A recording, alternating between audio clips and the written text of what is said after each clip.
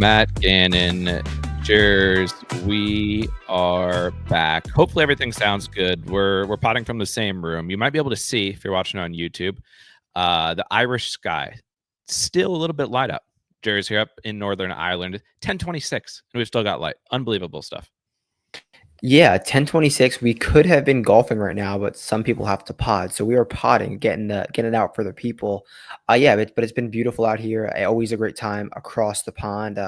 Happy to talk some golf. Happy to talk festivities around Portrush and the Belfast area. So let's get into it. Yeah, we've got a lot to talk about. This could be a 6-7 hour pod. Like we're in Game of Thrones territory, and those episodes were always really long. The seasons were long. This could be in honor of that because you're a Game of Thrones guy, and every time we walk around a corner, you're pointing at stuff. You're saying this is that unbelievable scenery up here. Yeah, we played Port Stewart yesterday, and the caddy told me, he's just like, look over here. Have you ever watched Game of Thrones? And I'm like, sure, I sure have. He was like, this is the beach where they filmed Daenerys and Jaime's interaction with the dragon. I was like, this is super sick. One of my favorite shows. I'm not a showsman, as you know, but Game of Thrones is one of the few shows that I am into and have watched. So there's a lot of filming locations in Northern Ireland that have of Game of Thrones. So cool to be in the area. I wish we had another day so I could have like gone off my own and done like the little tour that they offer, but maybe another time I'll be back and do that. And like we said, if the audio ends up being terrible on this, hopefully it records it all. We always have the fear of when we're recording from the same room that maybe none of the audio works. Maybe we rip a 4-hour pod and none of it gets recorded. We would go again. Maybe this is the second time. Maybe we've already gone 4 hours and we're going again. Who knows? But so much to talk about. Last week, even since the last pod, we've had 4 events to keep tabs on. The LPGA, we had a major to give out on the LPGA. We had a major to give out at it was baked disco, Jers. We got bad intel. It turned out to be the most baked disco ever. Yeah, and going into the week, we're always, for those who don't know, the baked disco was an inside joke from 2024. We were monitoring the situation. Will it be baked in 2025? Will it not be baked? We thought wasn't gonna be baked. We thought it was gonna be soft. We thought it was gonna be a mega birdie fest. Turns out it was giga baked, and it took the greatest round in major history, William Mao, to get the job done, win at 10 under. So shout out William Mao. I know he was 7-1 pre-tournament. If anyone had him, he's a young stud, Pepperdine Waves, I believe. So shout out William Mao. I didn't watch much, but it seemed like a interesting final round, to say the least. Maybe not great, interesting. What's the final ruling? Because if it was a single-digit winner, obviously we'd give him half of a major for that. He played so good that he got to double digits. Does that take away his own major, or where do we stand on that? No, because it was him versus the field. Like the entire field was single digits. We have to check and see how many strokes he gained in round 4 alone. I'll actually look at that while you're. I believe Chan's round was better. I believe Chan's round technically was in round better. 1. Yeah, in round 1 was better. But when you factor in the dog, obviously Mao's win was better. But so we've got that. We've got the baked disco. Was baked after all. LPGA worst beat maybe ever in the history of beats. Shout out wrist, great call, terrible beat. We have your win at the Genesis Scottish Open, and we have Liv Valderrama. So that's all from before. Now we add in the fact that we've now been up here, down in Ireland, now up in Northern Ireland since Saturday morning. We've got boots, unbelievable amount of content here. And where should we start? Where do you want to start? We'll touch on a quick touch on each tournament. Which tournament do you want to start with? I think we get the LPGA out of the way because obviously we were on Gino as a team with the Vince Eric's team with wrist, and we didn't really get a chance to talk through it because there was so much going on. The Goddard was in the mix. Rom was in the mix. We had sweats all around. We were trying to find Wi-Fi. We were getting ready to go golf. We were at Quay's Bar, which has been generational. They had the Sky Sports Plus stream on the big screen. The waiter was yelling at Rory every time he putted to miss it. Seemed like he might have had money on Scotty. So yeah, there was a lot going on. But let's start with the LPGA. Maybe everybody saw, maybe they didn't. There was a lot going on for everybody this weekend if you're a golf fan. Gino never's won a major, was on the hunt for her first major. Wrist had officially declared the Evian a major, so we were good to give it out. This was no longer fifth major territory. This was the real deal. And you were tracking because this was yesterday. So we were out at the course, walking 18, getting a feel for the links. And obviously, we're going to talk so much about Portrush, and we'll put a timestamp in here somewhere for the skipper headers. Maybe, and maybe we won't. TBD. We'll see if we put a timestamp in or not. Got to get the pod uploaded. It's late. We got to get boots out tomorrow. We got to get to the course tomorrow morning. So maybe we won't do the timestamps. Maybe you just have to listen in, drink it all in. But you turned to me probably around this when we were around the 6th or 7th hole out at Portrush, and you let me know that Lottie Wood is doing something special. And why don't you take it from there? Because you were more dialed into this, I think, than I was. Yeah, Lottie coming off of her win at the Irish Open, obviously a amateur link specialist, it seems, because she's from Ireland, played great at the Irish Open. No, she's from England. Sorry, she's from England, I believe. Played great at the Irish Open and shot a William Mao level round in round 4 to take an early lead, take charge. And she was out early, so it was a little bit much. She basically posted a number and put some pressure on the leaders. Gina was one back going into the final round. There were some big names up there, including Minjee Lee trying to go back to back. And Gina was there till the end.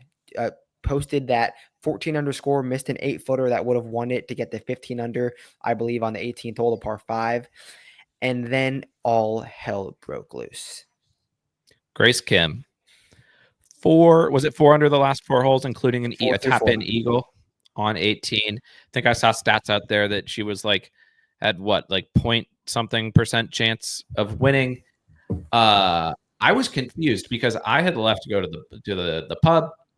You were watching live here, and I thought we were just waiting for the tournament to be over. I thought you had told me that Gino just needs to make birdie on one of the last 2 par 5s, and we should be golden. Grace Kim had other plans. She makes a tap-in eagle on 18.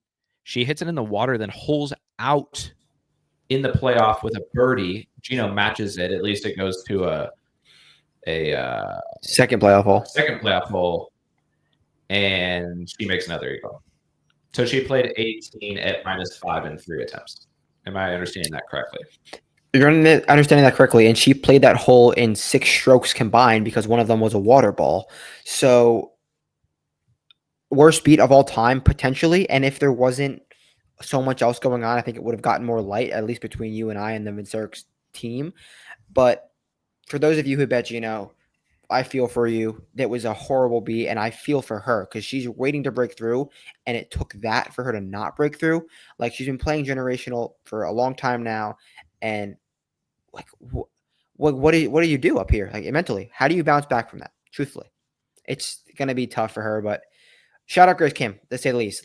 You unbelievable amount of dog. It sucks that I was on the opposite end of it. Obviously, we were on the opposite end of it because why else wouldn't we be? And yeah, just a crazy finish to that LPGA major. Here's a question for you.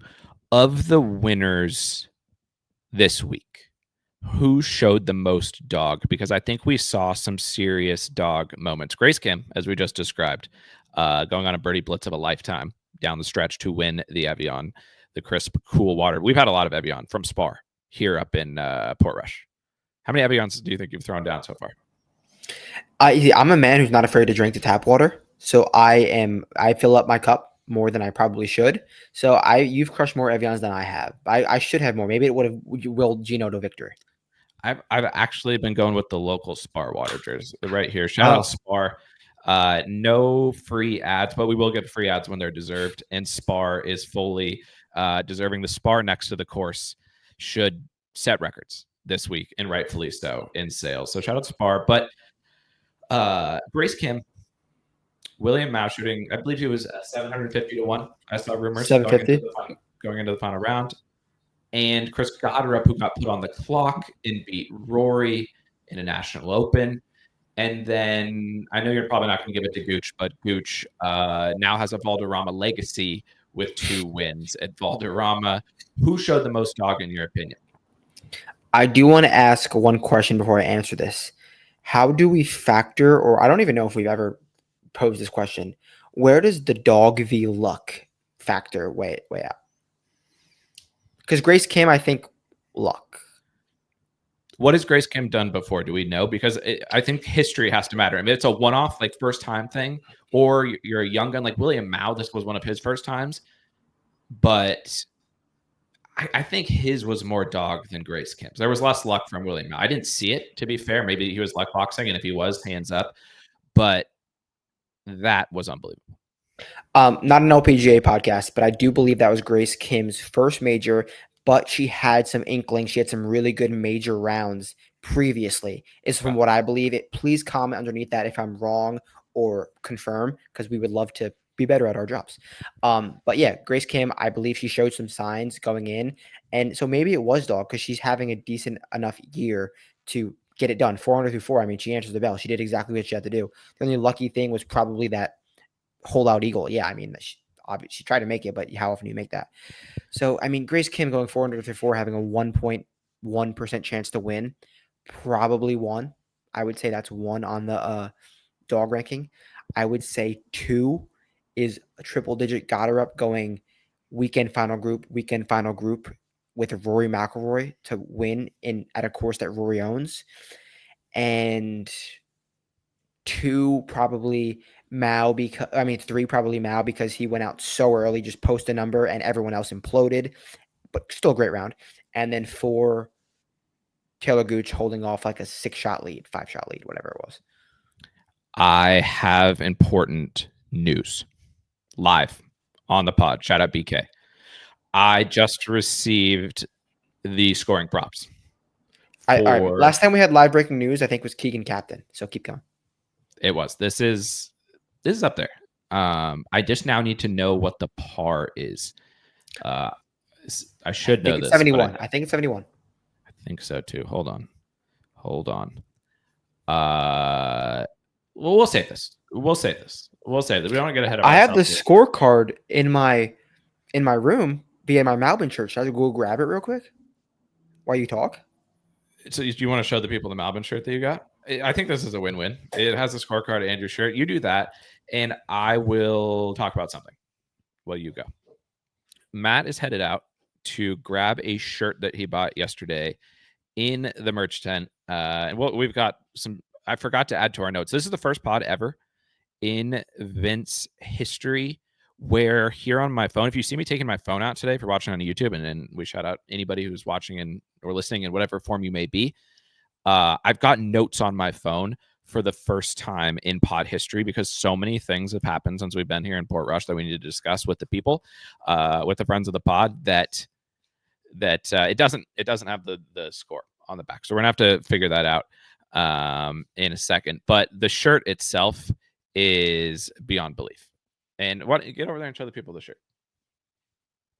Okay, he's holding it up for people listening online. It's too blurry to see.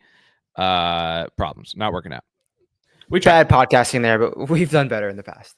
We've tried. And what I was telling the people was we've got a lot to cover. We've got notes pulled up. We've got all sorts of things. But before we get to that, we were talking about last week. We were talking about where the dog came from. We obviously have to touch on last week's events per usual. Sometimes they tie into things we'll talk about this week. But shout out to you because you were on Chris G. Chris got her up. Generational off the tee. We wondered would he vibe with the Scottish lifestyle, miss the cut in his last start here at the Scottish. Took down Rory. First of all, just take a moment, pat yourself on the back, talk about it. How did it feel? What were your thoughts? Why'd you pick Goddard up? What is he going to do going forward? Just give it all to us right now. Yeah, I mean, I was going into the week, I was looking for all green Xander players. And if you don't know what all green Xander means, it means guys who were, is it a par 73, Adam? We're a Portrush? No, that would be, if it's a par 73, that'd be unfathomable. No, it's 71. Sorry, I meant to say 71. It's 71. Okay. Well, this is a big mental block, but this is what we're doing this. Okay, so got her up, all green Xander. He showed a lot of signs of all green Xander going into that week, gaining across the board in his last few starts sporadically. And specifically, the ball striking has been amazing. Last year at the Scottish Open, he had a great round one, kind of fell into the pressure and missed the cut in round two. I believed he was a more complete golfer this time around, older by a year, more comfortable on tour. Makes sense on the golf course. And I mean, that showed. He had a decent start. I think he shot 2 under, and he had that generational round 2.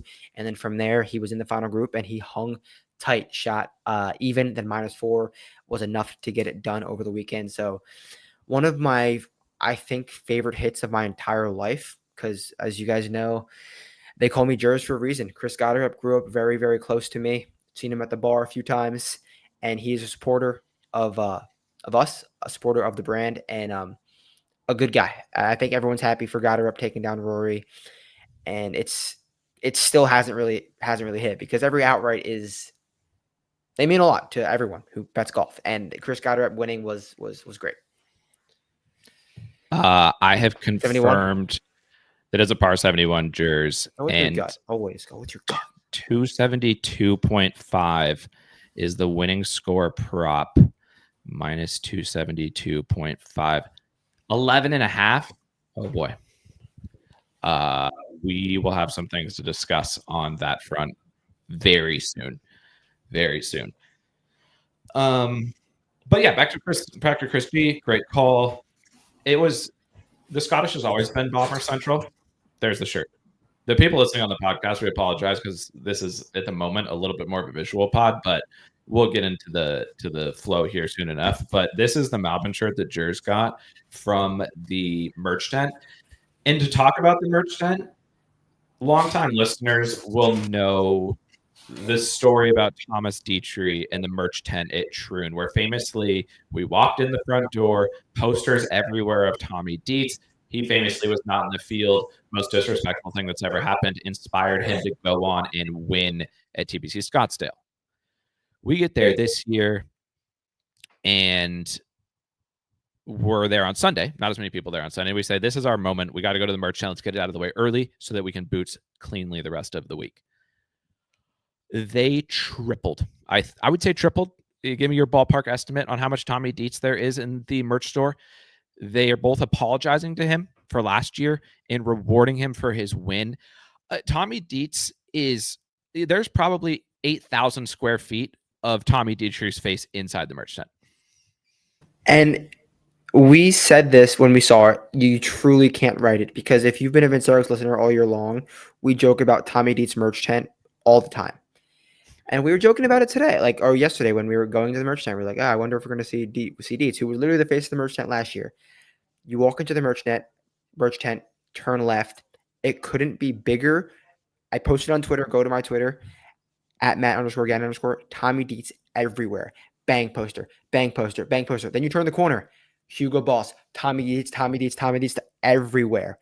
And then after all that, we go out to our day of boots. Tommy Dietz, camera, 1 inch from his face, getting interviewed, face of the Open. Wearing the same outfits as the marshals, doing some sort of because all the marshals here wear Hugo Boss, which is tremendous by itself.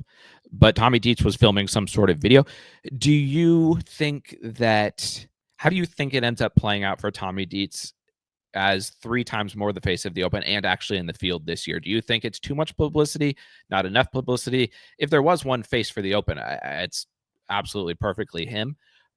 Do you think it's a plus or a minus to his chances this week, the amount of Tommy Dietz we're seeing? I mean, he's showed that dog at waist, hasn't really been the same golfer since. We know he has the gumption. I'm not sure if this is the best golf course for Thomas Dietrich, but I think that he's as confident as ever. He's the most handsome player on tour. I'll say that. And boost his morale, give the Belgian his flowers. I think it's a positive for Dietrich going forward for this event, at least. There has been debate if the Belgians belong on the Viking Cup, which is a story for another day, but I just wanted to bring up that's an open question that we may need to try to figure out while we're still over here. Get a chance to dig in on that, but just had to touch on that because you were holding up your shirt. I've got my hat. This is a good hat, I would say, overall. Of the hats that I've gotten, which is at 90% of boots that we go to, I feel as at home in this hat as any hat I've gotten so far, if I'm being honest. Yeah, you're still muted.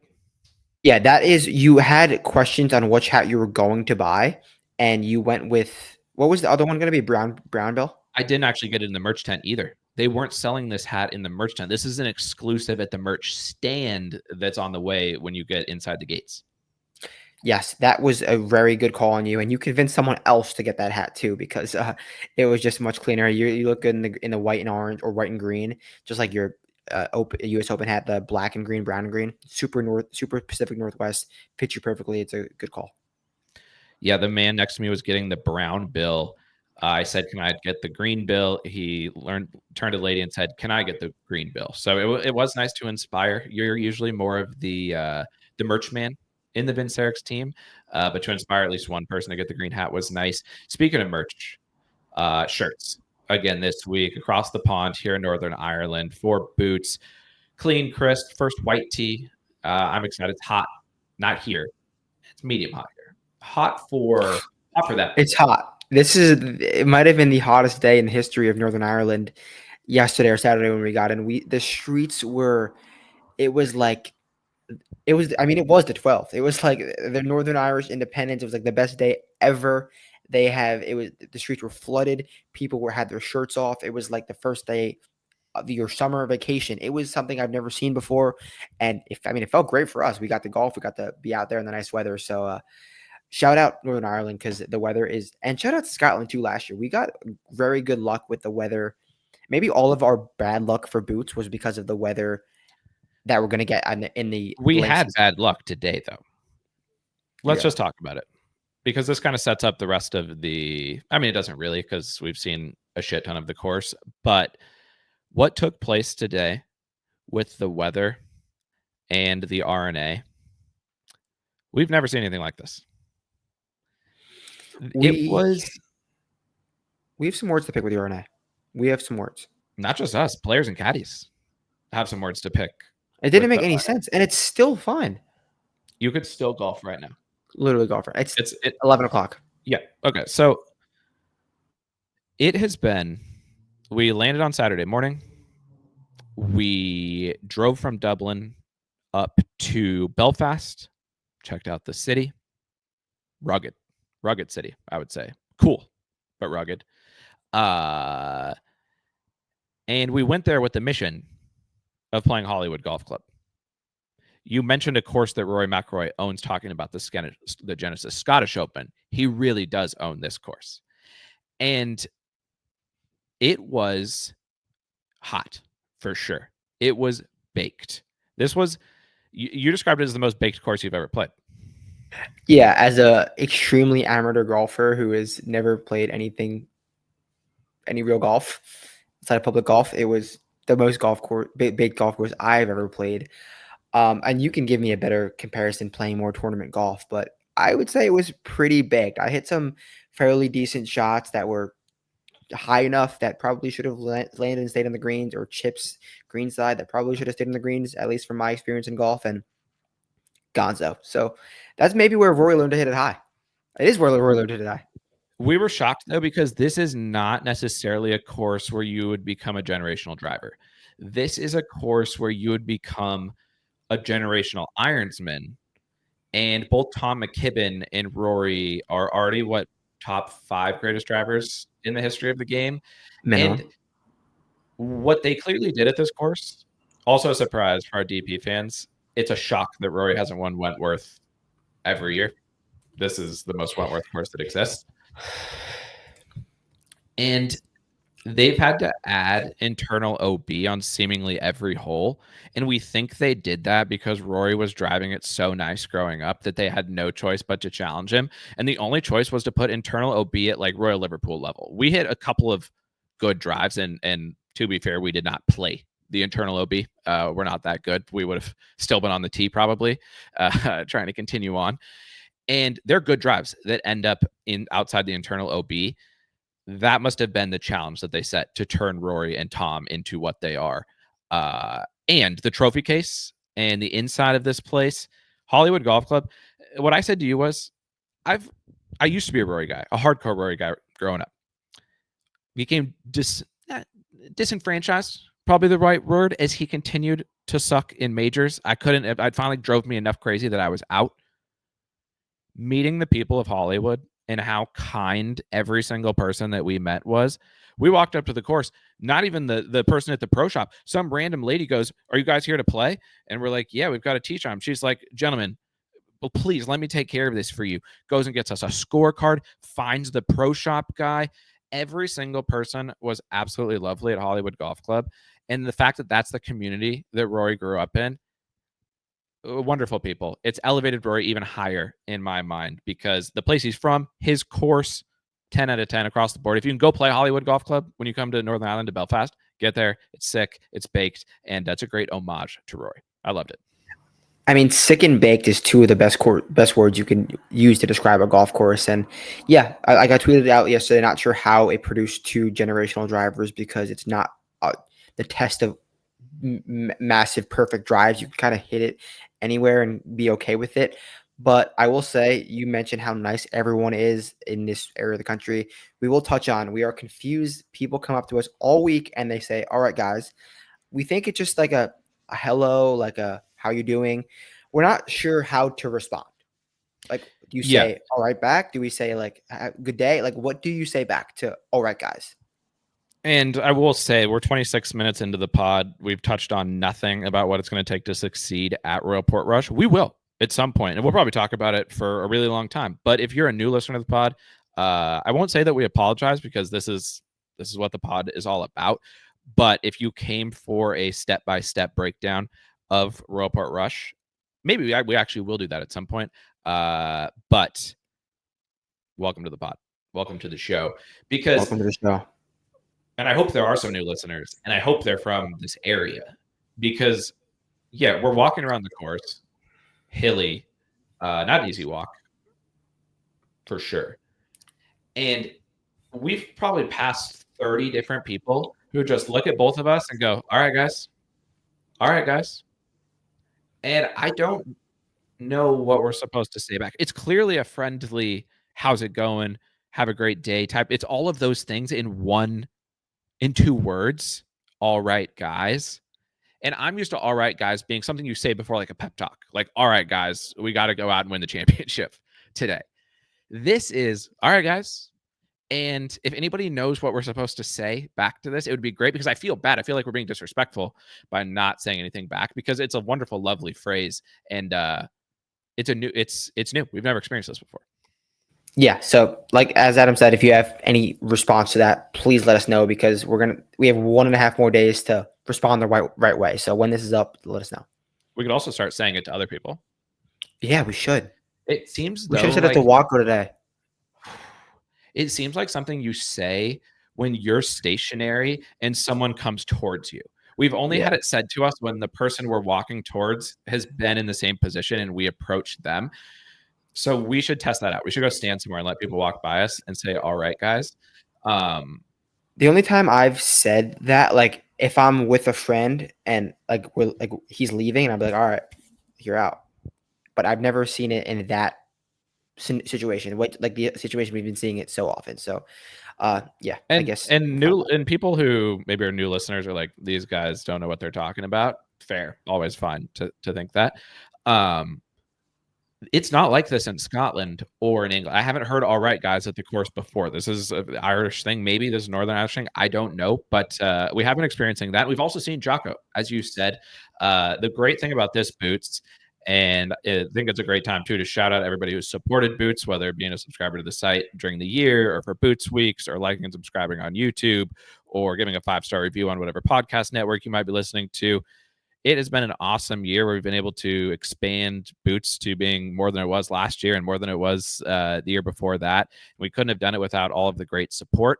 And we truly appreciate everybody so much. And if for this final Boots week of the year, you want to support us, the site's obviously up and going. The Boots report is up there, $9.99 for the week, $34.99 if you want to end the season with a monthly subscription. But just thank you so much for everybody who supported. But we've learned a lot also in the history of doing Boots. And we've learned that to optimize Boots, the less time we spend in transportation to and fro to the course, the better. And we have talked about this on the pod. We were excited. We had a spot that we knew was close to the course. 5-minute walk to the course, past the Moxel, past the Causeway Laundry. I mean, they took care of you. Give a shout out to Causeway Laundry. Shout out Causeway. I was I overpacked shirts, shorts, and pants, underpacked underpacked underwear, socks, essentials, essentials. So I tried to use the laundry machine in the Airbnb. Sadly, either I didn't know how it worked, like because we didn't know how to work the door either. A lot of different appliances and features around this area of the world that us Americans aren't really used to. So Cosby Laundry down the street hooked it up. 30 pounds, had to go to the ATM, but I didn't have this Northern Irish cash. Got the Northern Irish cash, kept some for myself. I believe it is the pound sterling that you're referring to as the Northern Irish. Is it not Irish called cash. pounds? No, it is. It's the This pound okay. sterling. They have both. The sterling's a little more vibey way Okay. that they say it. If there's any currency traders listening, they'll know. They like to use the sterling when they talk about it. It's like a finance wise guy's way to say it. And because of that, first of all, it's been tremendous from a Boots perspective. And we started this by talking about we had beef with the RNA and the weather. We're going to come full circle to that in a second because it's nice that we've been able to walk to and fro so simply. But because of that, we've also seen some guys in the town. And the only town report that we will give here, not that we have many, honestly, we don't really have anything exciting from a town report perspective, other than no one has walked more of the greater peninsula here in Portrush, which is one of the best peninsulas I've ever seen because it's such a narrow peninsula. You've got views on both sides. The place is, we're going to maybe talk a little bit of shit about the golf course, or at least I am here very soon. I don't want any of it to be taken as a negative against Portrush, the area, or Northern Ireland writ large, because it has been glorious beyond any possible measure. And it's because it's been so nice. The hottest, the weather app said like plus 22 above the average. We're in the far right tail of the curve here in Northern Ireland. Jocko and his, is it wife? I believe it's his wife. I think they're married. Drinking coffee, walking the town. Jocko's taking a different approach this week. He's vibing with the conditions and drinking in the city. He didn't win last week at Live. What have you made of Jocko's approach by just trying to get a feel for the vibes more than anything? Yeah, I mean, he knows he's a top 5 most skilled golfer in the world and playing great golf this year. He knows what he can do on the course. He's taking it chill. He's doing his thing, walking, feeling one with the earth, feeling one with this area of the world, and just looks so calm. Like he needs it. He's not grinding numbers with his caddy. He's not grinding thoughts. And between that and not being allowed on the course, I think this is a great thing to happen for Wako. I think this is a great vibe change for him going in because we've been in the areas of the town. We've never seen this Wako before in any other major. So I know you're very strong on him, very high on him. Just at a macro level, not really sure about how you feel on him this week, but I think the vibes are high in the Wako camp. And he wouldn't have been able to play much today anyway, even if he wanted to, because this is where we started. This long tangent that gets back to the fact that we'd been at the course maybe 2 hours. We had just started to watch a few holes of Scotty, Sam Burns, and Tony Finau playing the back 9. Weather seemed gray, overcast. It had rained hard in the morning. You had gone out for a run. You're a fitness man. And it rained a little bit. But we see on the boards, thunder, potential dangerous weather situation, be alert, which is something you'd usually see at a Florida Boots event or something like that. This has obviously happened to you a lot this year. Or every Boots event of the year. Yes. And next thing we know, about 30 minutes later, we hear a faint horn. Not a big one, faint one, and then a few scatter through. Scotty's perplexed. He's like, what are we doing? Is it even possible to have thunder and lightning here? Doesn't make any sense. He's looking around. We're all looking around. Everybody's perplexed. And next thing we know, they're taking him off the course. Next thing we know, there's an announcement being made that take shelter because this could be a dangerous weather situation. They always did say perhaps a dangerous weather situation. I think deep down they knew that it wasn't, if I'm being honest. And it did pour down rain for about 30 minutes, maybe only 15, but there was no lightning. There was never thunder at all. The sky was dark, obviously. We come back, we rip the Boots report for half of the day, go back to see more golf, get more Boots. Sunny, beautiful. Next thing we know, another little storm comes through. Again, no thunder, no lightning, but they blow the horn. Everybody's off the course. By 5 o'clock, it is perfection. I told you maybe the greatest practice round weather in the history of the Open. Go back. Old Tom Morris wouldn't have ever seen conditions like this. And we see a couple caddies and players, a couple friends of the pod. About 5:15, we're thinking, oh, they're getting ready to rip. You could play 27 with how light you'd stay light till it just got dark. You could see it behind me, 11 o'clock local time, and they're saying we're going off the course. They're done. They're telling us go home for the day. So from 5 p. and they were like, we don't understand this. It makes no sense. Like what is going on here? So 6 hours plus the middle of the day. We're not even going to hold that against them because at least the weather was a little bit worse, but it still wasn't a dangerous weather situation. Players basically got half of a day of practice at most, maybe less than that because of how much practice could be done. And they were shocked and they had no idea why this was happening. So we've got some beef with the RNA. What are we doing? What is going on here? Yeah, some serious beef with the RNA, and it's definitely all precautionary stuff just because in case lightning strikes a massive field, which is likely if lightning was in the area. But there was mint weather. It was mint weather. There was no one on the course. 2 people on the range, which we'll get to next, besides Sahith and Carl. I went up to them, and they were like, I don't know why we're getting off, but they're telling us we have to get off. And everyone had been off the course except for them two. I think they wanted to get those extra prep days in because Sahith hasn't played golf in a while, get those extra hours in, and they just weren't allowed to play golf. There's 2 guys playing golf. Tweeted it. We had to update you guys when it happened. The Estonian and Bryson DeChambeau were in a long drive contest. And I think this is a perfect segue to the keys for Portrush because Richard Teeter, Estonian, first Estonian in Open history, also is on the big screen. Another great thing about the Open is that they have live from the range going the whole time, and the Estonian was on there. But let's talk about Royal Portrush.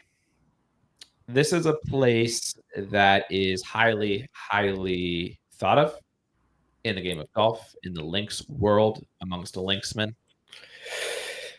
And we've talked about many times on Boots Weeks, we try not to watch too much content about the course ahead of time. We try not to know too much so that we can go in unbiased and judge what we see with our eyes, because before that's biased us and we didn't trust our gut, stick with our eyes of what we're seeing. And most of the time, a vast majority of the time, I would say when it comes to handicapping how the course is going to play, I trust my eyes more than anything.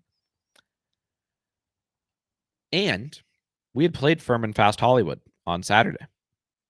We'd come here. I was like, it's hot. I'm expecting Firm and Fast golf. I'm expecting a tricky test. I'm expecting a beautiful golf course. And again, beautiful golf course. The area is down by the 5th green in the 6th tee with the Cliffs of Nations, as you call them. And also for new listeners, will you give the dictionary definition of nations? Let me pull up the exact verbiage of the dictionary definition of nations, because we do have a Vince Eric's dictionary coming up very shortly, probably on a t-shirt. So the Vince Eric dictionary, nations means verbatim sick. That is all it means. So there you have it. The sickest cliffs, honestly, though, they are. Like, I don't know how better to describe it than sick. If I knew better words, the only other word I know is nations. It's absolutely gorgeous. And so I'm saying you're going to say nations. This is the second time so far in this pod that I have made it clear that I respect and appreciate Royal Portrush and the city of Portrush. But we handicap golf courses. We assess how we think they are going to play. That is how we're judging them. We're not even judging them from how we would want to play them, which course we would want to play if it would be a fun experience. We're judging it from how it asks questions across the bag. Think of a place like Royal Troon, Jers. Why did we love Troon so much? It was a proper golf course. No golf course asked more questions than Royal Troon in our history of Boots, and honestly in any golf course that we've seen on the PGA Tour the last 2 years. 3 years, forever. Oakmont was the hardest course we've ever seen, but hardest, different questions. Troon asked a complete dictionary, Vince Eric's dictionary of questions. And that's why All Green Xander, shout out Chris Goddard, shout out Xander, shout out you. It's great also that you hit Goddard using the All Green Xander strategy because of how much Xander is your guy. But I remember I texted you early last week. I'm sorry, but I'm going to use All Green Xander in my write-ups a lot this week. And it worked, so I might have to do it more often. historically, when you take a bit kind of like that into your bets, it does tend to kind of work out. But all this to say, respect Portrush. I truly enjoy it being here. However, I turned to you, I believe this morning, potentially yesterday afternoon, and I asked you, do you think Royal Portrush is a top 100 golf course in the United Kingdom? Because I'm not sure that it is. The rankings, I just checked yours, it's 3. For me personally, it might be outside of the top 100. See, I am not the golf course architect guy. I am not going to give a ranking or real take. I will say it's not the best golf course within 10 miles. Okay. So where does that one rank? So we went and played Port Stewart yesterday, and the difference between, I would say, this is another piece of it, is Scottish or Northern English links courses, because they're pretty similar, like Royal Liverpool and North, I would say. So that area of England and up. It's a different style of links than what is here in Northern Ireland. The Scottish links tend to be much more of when you close your eyes and picture a links course, or at least I do, the flat, baked, pot bunkers, hit the ball and it's running in the fairways, and that's kind of the links I think people think about. These are much more, I don't even know how to describe it, lush, hilly, much more undulation. In Port Stewart, which is 10-minute drive to the west, hosted the 2017 Irish Open. Or was it 2017 or 2019 Irish Open? Check. Yeah, I will. That Rob won. Its entire front 17. 2017 Irish Open won by Rom. Its entire front 9 is tucked within towering dunes, really, really high dunes. And then the back nine's a little bit more open. But like these dunes, they're eating up golf balls. They're making it tough to play from the rough. Port Stewart doesn't have those dunes. It has them on one hole on the side, but they're not really in play. And when we talked to, and we got destroyed by Port Stewart. I've never seen you lose more golf balls in my life than I did at Port Stewart. They off 1 yard offline at Port Stewart, end of the day for you, in like 30-mile-an-hour winds. But a caddy is a member at both. And also a member here has a different definition than member in the US. It's way cheaper. Everybody can become a member. Everybody in the city is a member. He agreed with us that Port Stewart is a tougher test than Portrush. And when we heard that after seeing it with our own eyes, it's a little disappointing to know we're playing the Open when 10 minutes down the road we could play better Open. Still in Northern Ireland, still in the exact same area. All the good stuff that comes from having the Open here, we could still have it just 10 miles down the street. That was a little disappointing. Yeah, and he confirmed that players were playing at Port Stewart yesterday to prep for a test that could be more difficult the day before. So it was a great test. Back to Portrush, though, like awesome golf course. Awesome golf course. I don't think it's a bad golf course. And maybe we disagree a little bit. I don't think it's a bad golf course. We just don't think the questions it asks is potentially worthy of this 153rd Open Championship. Now, a lot of Open Championships, you could say the same thing with St. Andrews. A lot of Open Championships are very weather reliant, and that's just the ethos of this golf tournament. But with the potential forecast we have, and I'm not going to play weatherman, but what it's saying on Monday night at 11 p.m., today was potentially one of the toughest days. The winds don't seem to get too out of hand. And by out of hand, we mean like open wind, because it's going to be windy. It's on the ocean. It's like going to be Troon last year when every player right. had to hit driver on a par 3 except Siwoo, who hit a hole in 1. Yes, and we're not going to get any of that this year, at least right now. If it happens, then any golf course on the island would be an amazing test. But if we're just looking at every single golf course in this open rota with no wind, just like golf course wise, it doesn't ask you the most amount of questions, because Troon, even last year, no wind, serious golf course, ask you questions across the bag. This is very rinse and repeat every single hole. That's why we're not going through, usually these pods we go through hole by hole and give you a breakdown of what you have to do in every single hole. We're not going to do that, because if you want a hole by hole breakdown, go to the site. We have it all written out and it's lovely, but No reason to go through the same thing for an hour of this exact same thing. We could do better, is what we're getting at. We could do better, but I think it'll be a great event. Fine, not a fine enough test, fair test for the winner, maybe, but not the best, not the best. And we say that from the perspective of, and I on the weather, I will say that the weather app here on your phone, just the normal weather app. Not that's I will say historically, I'm not a truster necessarily of the Apple weather. As you know, we famously talked about the secret AI weather meetup of VCs in New York. That's the level of weather that we want to get into. But it has never been more accurate. There was those 2 storms that hit today plus the one this morning, and I looked last night at when there was supposed to be the potential for like heavy rain and storms. To the minute, this was right. And when it would say like in Did you 47, see this morning that there was going to be a storm? I knew. Thanks for letting me know. You know, I would have told you if you asked. But it's been accurate, is what I'm saying. They have got the weather locked in up here. Whatever it is up here in Northern Ireland, they know the weather. And that's not always true because in Scotland, I would say they don't as much know the weather.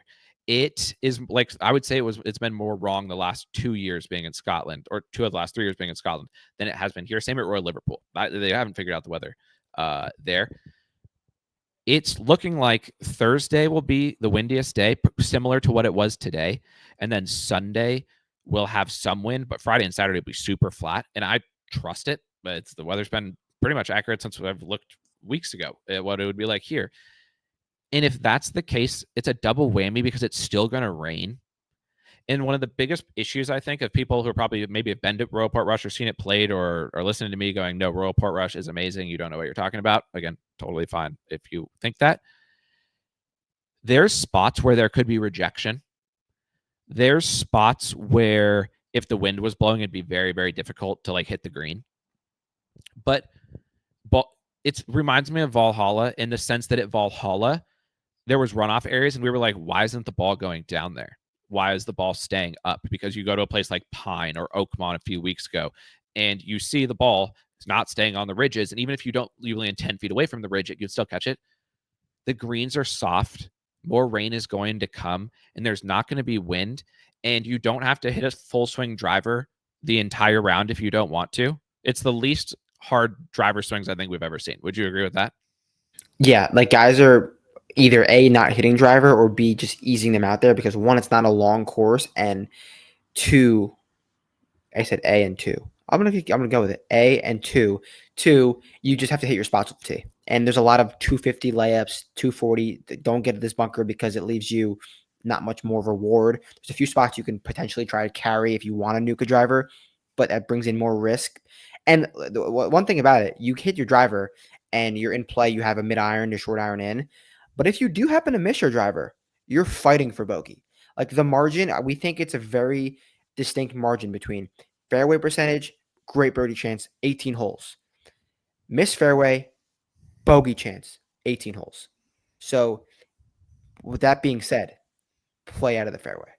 Yeah, and I mean, like, even, and this is where we can get to the orange shafted, because this, if you've 48 minutes and 30 seconds into the pod, we've reached the most critical. If you only listen to these next, however long this takes, probably 4 hours to talk about the orange shafted, but whenever this is done, you'll know everything you need to know about Royal Portrush.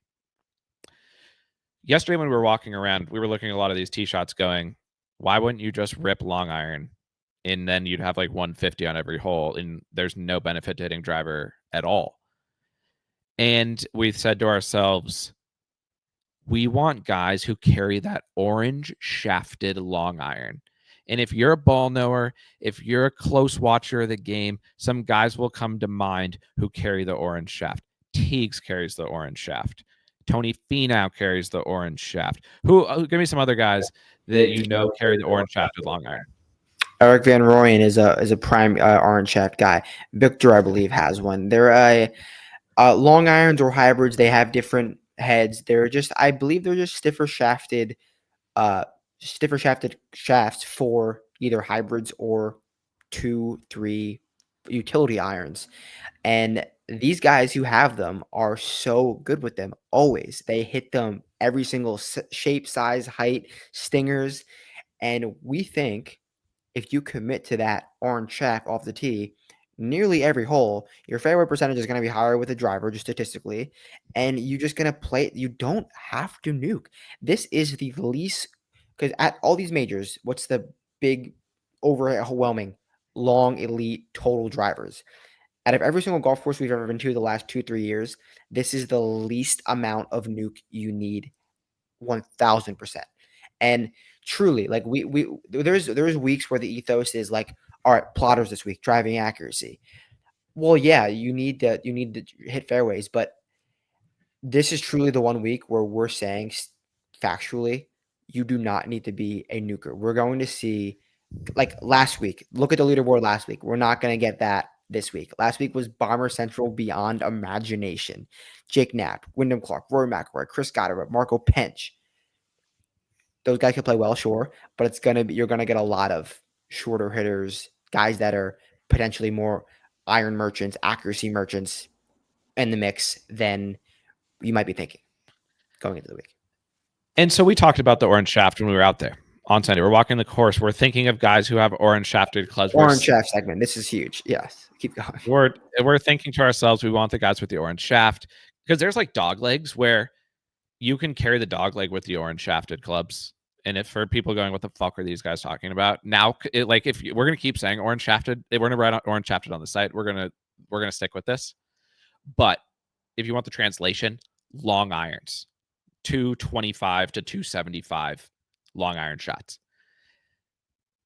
And the other thing before I forget is this isn't to me like a driver driving accuracy course. Like when you go and look at the stats and you sort by driving accuracy, it is like I still want a guy who's like 1000%. I love this take. The bigger hitters, let's call it the Sam Burns, even Scotty's obviously plus distance. These guys who can hit it far, Nick Norgard, for example, they're chipping the driver out there. Like we talked about when we came on here for Truist and said these guys are just going to swing with abandon from the tee. We've never seen guys swinging harder. Like, and you go to a U.S. Open and you can just tell on the tee that these guys are bombing away. And simple like math, the more you bomb, the greater your dispersion is. The harder you swing, the more places the ball can go. These guys aren't doing that here. Scotty could have walked out and placed his ball where he was with the driver because it was such a simple swing and a guaranteed fairway that he will hit 1,000 out of 1,000 times if he swings that like controlled. Don't give up on a bigger hitter, but they need to be orange shafted. They need to be able to hit the long iron into the fairway. But if they can, they're going to be even further down there with the orange shaft than everybody else. Yeah, I totally love that take because it's not really like got like plotters who are like the Sony Open guys. Well, that could work, but it's more guys who can just hit their spots with a long club, with whether it's a short driver, whether it's a 4-iron, whether it's an orange shaft. Whether it's a mini driver, you're high on mini driver guys this week. High on mini drivers this week. Orange shaft and mini drivers go hand in hand. They're just like club down, long iron, hit your spot guys. If you have a mini driver, if you have an orange shaft, increase those guys in your model. So I guess it's a good time to go to the Colin orange shaft story. Yeah. So we were thinking all of these things. This is what was going through our mind. We're like, this is a lot different than we expected. And this is when I say that Royal Portrush isn't a top 100 golf course in the UK. I'm saying it in the sense of it does not challenge professional golfers off of the tee, which is a crucial element of the game these days. But at the same time, that's okay because it's going to open up a different style of tournament. So it is what it is. I'm just saying for a full asking all the questions, all green Xander across the bag. We're thinking all these things. We go to the range because it's Sunday. We're not range reporters. We never have been. We never will be. You can't get useful information from the range except when you see Colin Morikawa. People, longtime listeners, are excited now because a Colin story is coming. And he is the most lost golfer that he was so deeply lost. He was looking around like for items in his, not even like, it wasn't like he knew what he was looking for. He looked at his towel on top of his bag for a second, kind of like looked around and was like, let me try something. Like puts it under his arms to like stay connected. He was fatting the ball like we've never seen. This was a lost Manders when we first got there on the range. What were you thinking when you before what we're about to say happened? I was close to posting a video on Twitter and making a caption "Lost Puppy" because that's the vibes he was giving off. He was very, and you guys know when Colin gets in those moody zones. He doesn't look right. He looks pouty, and then he was hitting all of his clubs fat, like you said. And then What do we see? But what do we in see? this moment, it's one of those you can't make this up things. Like we're looking at because this happens sometimes in boots or just in Ben Sarek stuff. You're like, what are the chances of this take this quickly coming to life?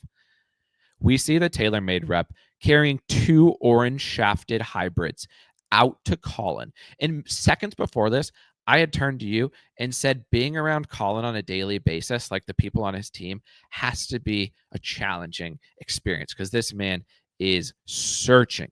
There you go. Live video from Jers up on YouTube. If you're listening to the pod, you want to go see this video, 55 minutes, 45 seconds. It's up there. This man is searching. This is the greatest iron player ever a few years ago who doesn't look like he's ever swung the club before. And we're concerned because we're thinking this is a Colin course. He's got Billy Foster on the bag, which we hyped up last week. I hyped up last week, did not go well for Colin last week. Missed the cut at the Scottish. But positional, not going to be a lot of wind, potential fraudulent Open Championship. Sounds like St. George's.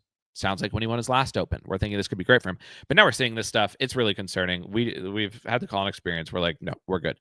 The orange shafts come up. I swear on the pod that he started striping low penetrating bullets dead straight, exactly what you need for the course. His mood changed instantly, laughing around, smiling, just smashing the clubs down the middle. Like it changed everything. And for the orange shaft to change Colin's perspective on the entire week, maybe on his entire career, maybe in golf history, after we had just identified the orange shaft as the key to success, the orange shaft is the key to success. There's simply no question about it.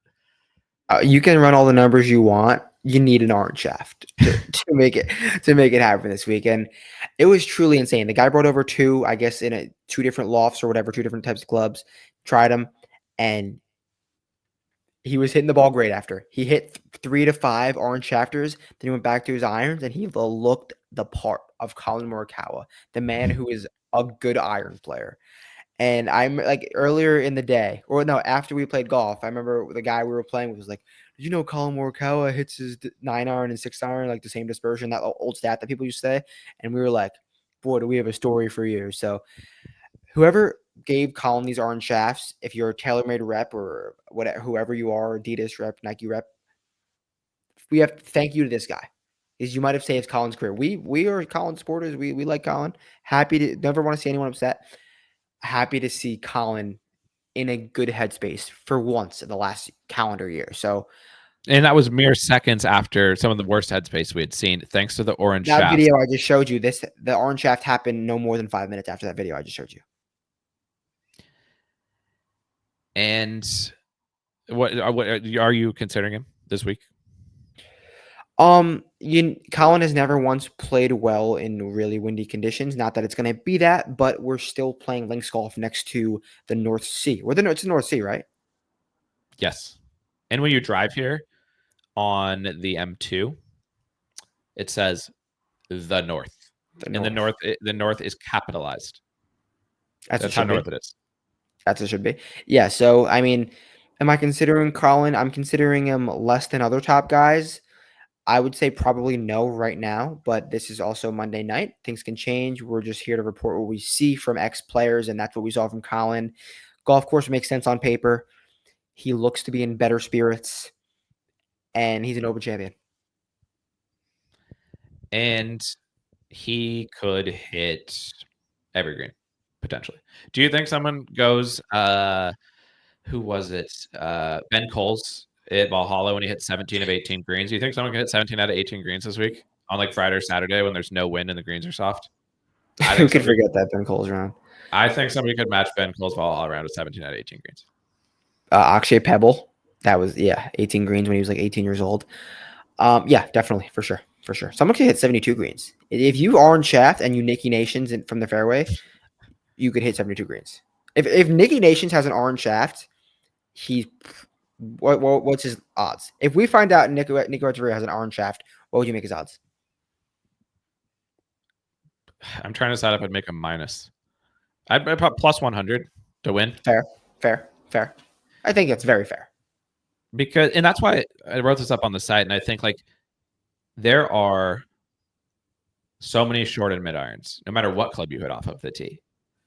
And if you're in the fairway, you can just, I mean, we saw more shots inside 5 feet today, and maybe in the history of a Boots Day.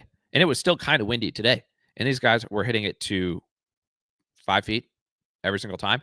And what they're going to have to do is tuck the pins the best that they can. And they're going to. And we were talking about that today because when you're out there at Boots, you're trying to consider like how the course looks today versus how it's actually going to play in the tournament. Obviously, practice rounds, they tend to put the pins more in the middle. There are rejection spots. There are pine-like false fronts and heavy slopes. They're going to put the pins as close to those as they can get.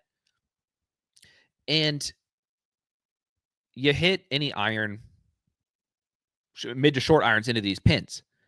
And so you might lean towards saying, oh, it's a mid to short irons guy, like proximity. Those are the guys to go to type of week. But because you also need to hit the orange shafted, you need to be a woodsman as well to get the ball in the fairway. I think it's just approach across the board. Like, don't overthink what type of iron they're best with.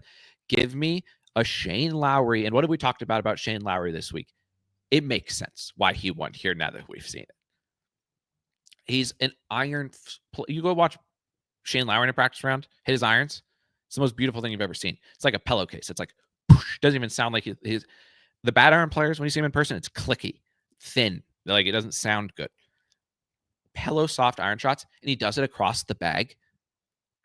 I think from an iron play perspective, there's no like specific range to go to because you can hit the long irons off the tee. Yeah, full stroke gain approach, weighted stroke gain approach, how like spike approach. I think that is the key stat this week, and that's a rarity in majors in 2025 and this century of golf. So, as much as we're not the most thrilled about Royal Portrush, it's asking new questions. It's not repetitive stuff, and I'm very, very excited for this week of golf. I think it's going to be amazing. I think it's going to be a fun week with a lot of guys having a chance to lift that jug come Sunday afternoon. So, I'm definitely excited for the week.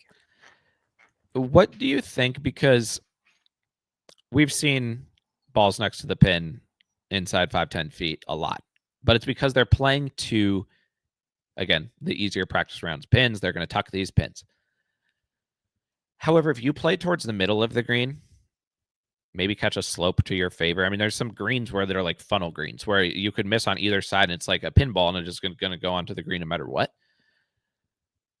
Do you think if they tuck the pins, putting becomes more important because there's a shit ton of guys who are able to hit a lot of greens by just hitting fairways and hitting to the middle of the green and there's no wind. So it's just kind of like point A to point B. It's not one of those links where you really need to pay attention to where you land your ball. You can just kind of land it where you want to land it. And then you see a putting contest because Roy Liverpool a couple years ago where Harmon won. I was there in the practice rounds as well. And I see similar vibes where everybody hits to the middle of the greens. Now, that was a little bit different because there is a little bit more undulation in these greens, so getting in the right spots is a tiny bit more helpful. But I think tucking the pins increases putting. It doesn't necessarily increase approach. What are your thoughts on that? I think that's a great take because if they really trick out the pins and put them in corners, they places you really can't go out, you have to go to the middle. It'll just become a battle of 20 feet, 15 feet from there. But I don't want to factor in putting too much because I really think any single golfer in the field can find it in a week on these greens. Like Chris Goddard by no means is a hot putter, wasn't coming in putting amazingly. He was putting okay. You get to these Scottish seaside courses, you can either have it or you don't. Like it's like some weeks it could just look right to you visually. You can get hot on these speeds because they're different for every single player in the field. It's not like some guys better on bent, better on Bermuda. They're used to it all year round. Like these are something we see twice a year. So I think I'm not going to factor in putting, but I think it could be a result of the guys who do putt great from those 20 to 15 feet, all those 20 to 15 feet shots.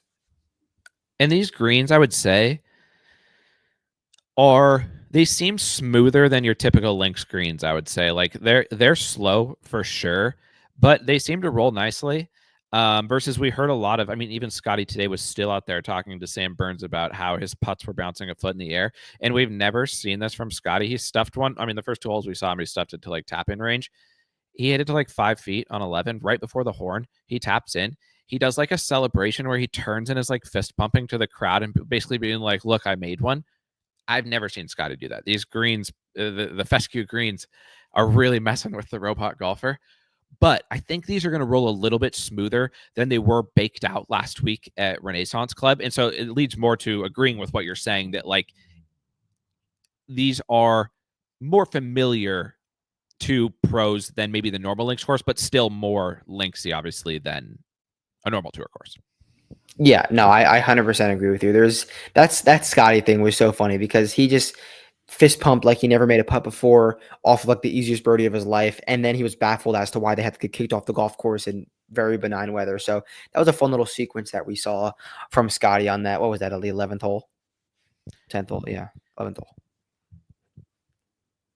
And so, yeah, I think like you're gonna have to make putts. If you made putts last year at Troon, if you've played well in Open Championships before and you're comfortable on slow greens, I think that's another thing that ties into the Shane thing. Like, what is Shane? He is an accurate driver who hits it a little bit above in distance. He stripes his irons across the bag, and he's an excellent slow greens.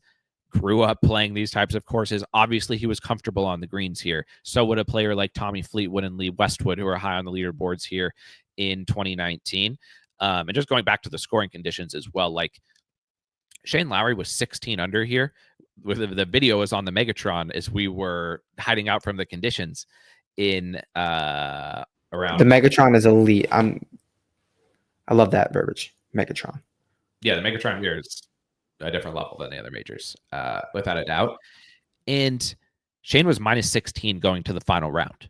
And then cataclysmic rain and wind came in the final round and everybody shot over par. Like he could have got to into the 20s. And for the scoring prop to be like 11 and a half, 12 and a half, like we'll see.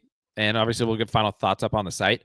But after seeing the course today, I was thinking minus 16 to 18 before I knew what the prop was. And the par fives are a disgrace. They're not serious par fives. The 12th is the least serious par five in major championship history. It has to be. It has to be. It is a driver 5-iron, an easy driver 5-iron, a nuke. You could hit the orange shafted and have 5-iron it. Yeah, it's probably orange shaft 5-iron. It's unless it plays into in a certain day. If it plays benign, it's definitely orange shaft 5-iron. Blow. Like I think there's so much of the if the wind blows because it's just fun to say for the Open. Let's keep our eyes on the weather, but like it doesn't seem like that's going to happen. And even today it was a little bit windy, and so it's like you give guys a 530-yard par five with it's narrow-ish with a fairway bunker, but like Scotty will swing like a half swing and just tap it out into the fairway and still have mid iron. So I was surprised, is what I'll say basically, when I saw that scoring prop. And I think it's just because so many guys are going to have birdie looks, and not everybody's going to get lights out with the putter. We saw so many guys hitting greens today at a very, very high rate. Very high rate. And so that's what we saw from the course. I know that the runoff areas are tricky. You got to saw some shots around the greens. If you miss, I do think around the greens will be pretty important. I do. But I think about it in the same way that I think about around the greens at the JDC, where these are much more difficult. Some of them are kind of similar to the JDC and the runoff areas. But you need to get up and down, be good around the greens at the JDC, because you can't make bogeys because the field will keep moving forward. I don't think like this is the interesting thing seeing that scoring prop, because I thought it was going to be higher, because like DraftKings has like plus 400 bogey free rounds on a guy like Scotty. And we were talking to her in there, like this is a course where you could easily go bogey free and you could just rip out 5-6 under pretty consistently. I think now there will be, to your point about the wind, it will pop up from time to time. And if a handful of guys are going to get screwed, they're going to have to have played in the wind. I think it's kind of tough to predict that. Let's keep our eyes on that. Obviously last year there was a big wave split, but the guys who get the good conditions, you're going to have 530-yard par fives into soft greens. Come on. Yeah, like this is not going to be, that hole is going to be what are they guys gonna think when they go to that hole? Like, this is a major test. This is what we're doing right now. And we made the joke that John Rahm won at Port Stewart. I know he won the 26 under, I believe, or something crazy, 24 under. But he's gonna get to Portrush and be like, "This, I'm back in this area of the country. I expected a little bit more out of this, but it's not what we expected." But I'm positive mindset. I think it's gonna be a great week. I think it's gonna be fun. And this all now ties into the story about the driving range. Because if I told you that there was players trying to hit their drivers as far as not just they're possible, but as humanly possible, they're pushing the limits of like physics on the driving range, you would think to yourself, that doesn't seem like a useful thing to do at this golf course, because you could just not bring your driver at all and have 3 orange shafted and you would be totally fine. We because at this point we're hunting for watching golf, because Teagues and Carl had told us that all golf was done.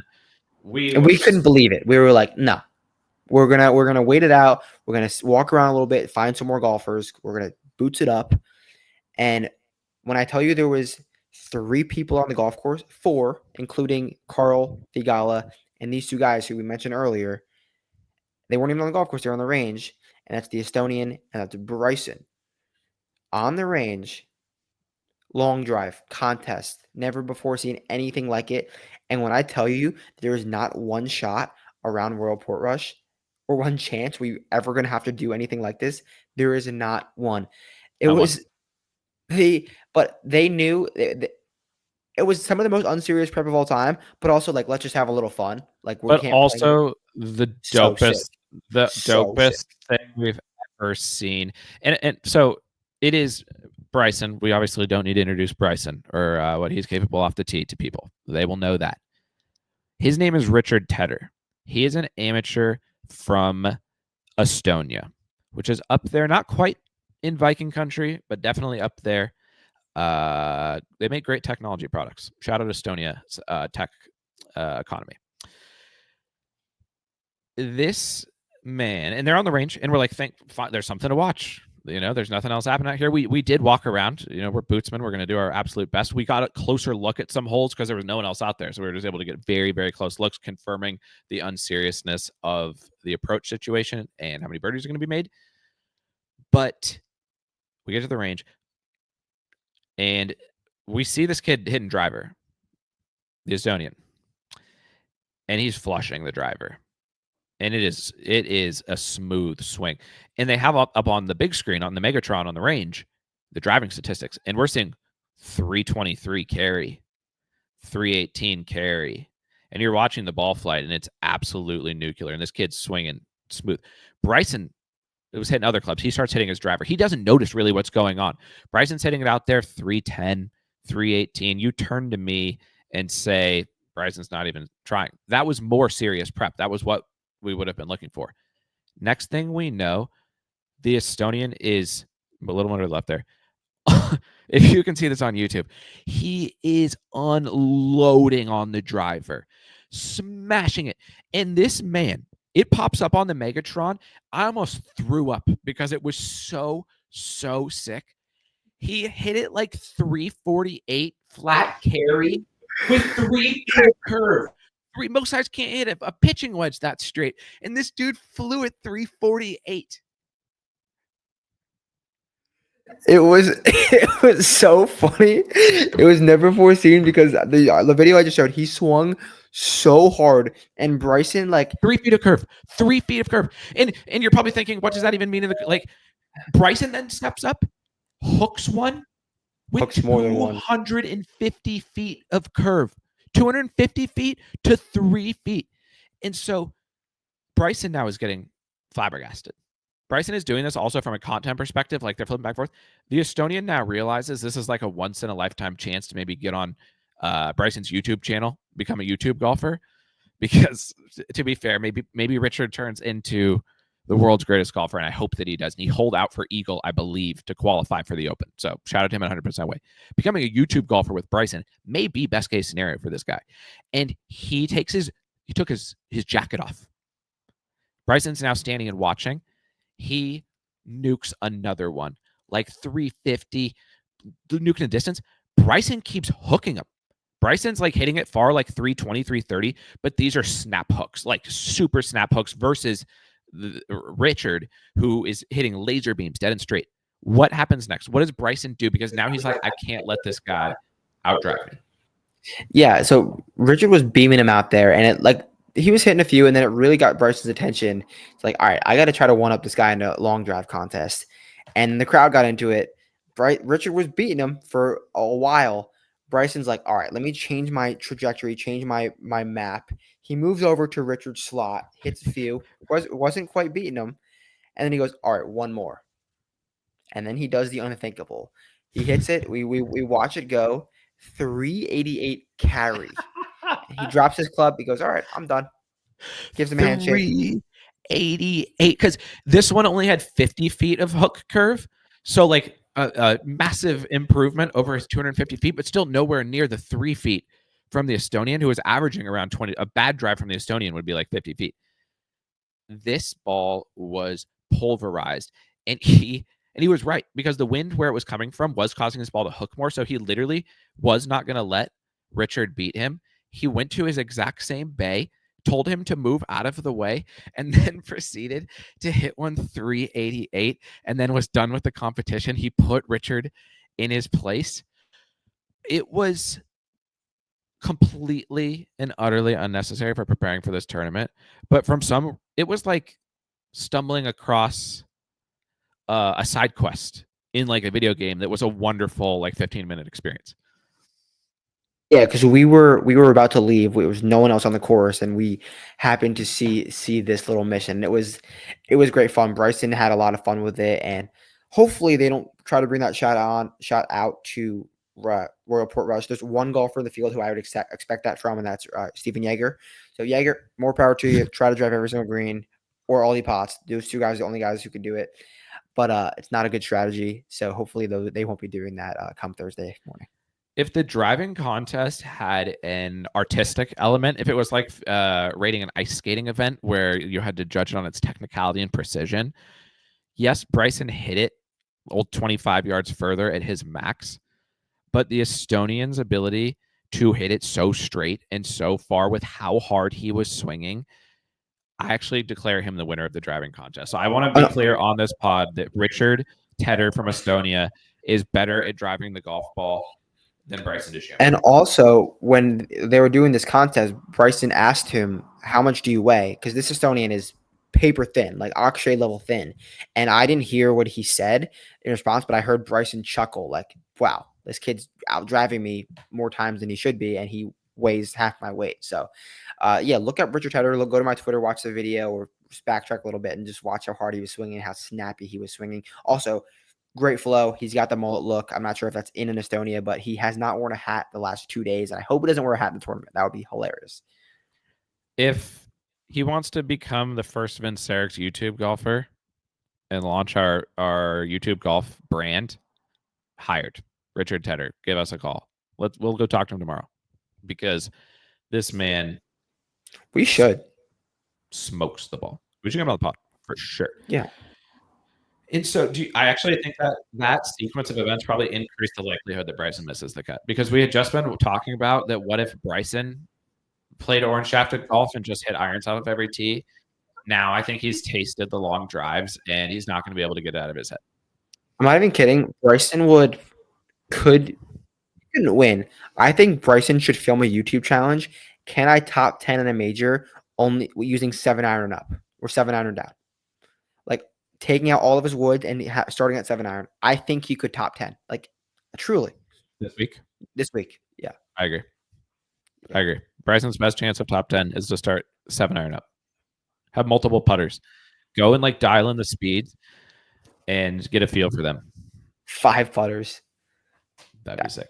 That would work. It would legitimately work for him. Okay. So that's the course. I'm looking at my notes to make sure we didn't miss anything about the course. Oh, one more thing about Troon. Because I think I want to declare on this podcast I'm a Scottish linksman. I'm committing myself to be. You have to have rankings in life. Something has to be number one. Just because, and it's close, it's narrow, and I'll be back to Port. We've talked about buying a place in Portrush at some point in our lives because of how amazing this place is.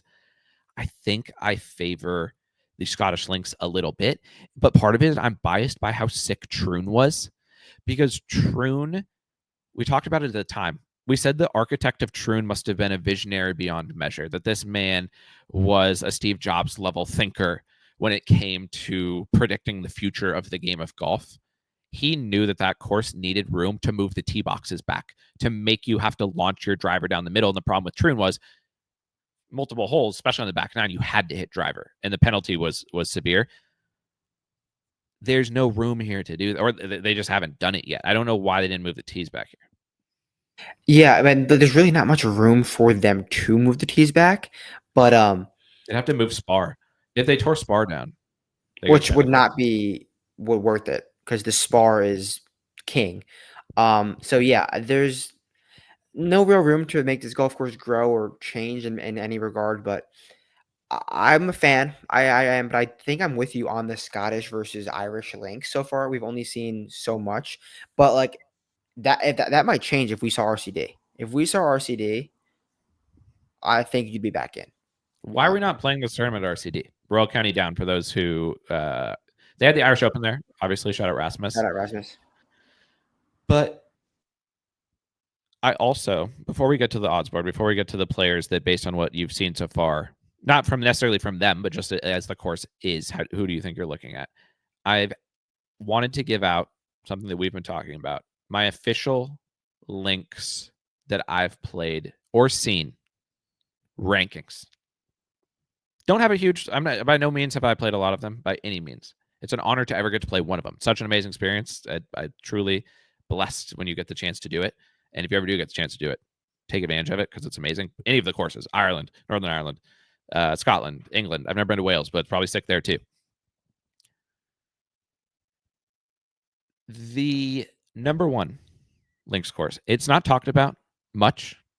Royal Aberdeen, Jers. I just wanted to give it a shout out on the pod because I feel like it doesn't get talked about very much. Go play Royal Aberdeen. If you come to Scotland, it's worth the drive. It is perfection. And I wanted to give out a shout out to Royal Aberdeen at number one. And I've been telling you about it. We got to get up there. Yeah, I mean, I've heard from you. I haven't seen there, obviously, but from all of the places that we've been the last 2 years, you've said it's been better than all of them. Every single place that we've been has been amazing, better than like anything I've ever seen in the States. So I can only imagine maybe in the future we'll definitely get over there. If you're a sub or if you're a watcher of the pod and you have any Royal Aberdeen thoughts, I'd definitely love to hear them below as well.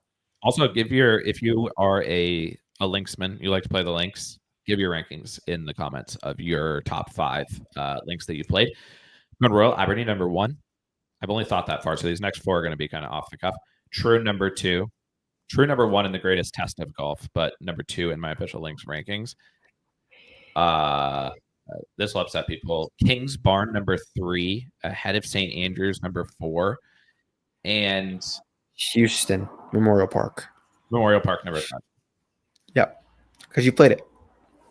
Speaking of comps, a lot of people are gonna. What do you say? Front 9 at True? No, I was gonna say something after, not related, but go. I was going to say that a lot of people are going to comp on the Florida golf courses this week because they're positional, and Shane and Tommy have become Bermuda men since the last Open here. That is right from a ball striking perspective, but just be careful because these greens are so different. Like, don't end up with a card of all these positional Bermuda guys because, yes, one of them might play well, but I just wanted to say that about the comps. I was going to say that, speaking of Memorial Park, we talked about it earlier.